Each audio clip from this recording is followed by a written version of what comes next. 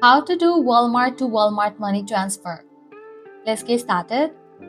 Walmart to Walmart money transfer is a fast and convenient way to send money between Walmart locations. Here's how you can do it. You can use Walmart to Walmart app. You can get this app easily from the App Store or Play Store. Download this app, provide your credentials, and log into your account. Once logged in, navigate to the Money Services section in the app.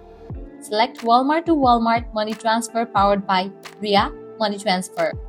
Enter the transfer details, recipient's name, recipient's location, amount to transfer. Add payment information.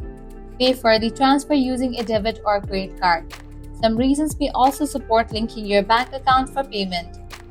Double check the transfer details for accuracy, including the recipient's name, location, and amount. Confirm the transaction to process the transfer.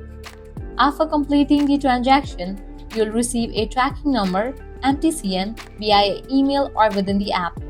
Share this number with the recipient for them to pick up the money. This method makes money transfer simple and accessible directly from a mobile device. If this guide was helpful, don't forget to like, share, and subscribe to our channel. Thanks for watching.